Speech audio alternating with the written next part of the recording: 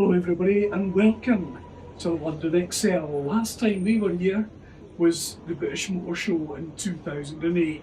Well, not a lot's changed, but here we go into another car show. Hello everybody and welcome to London ExCel. Paul Michael Woodman's on camera today. Many thanks to you, Paul.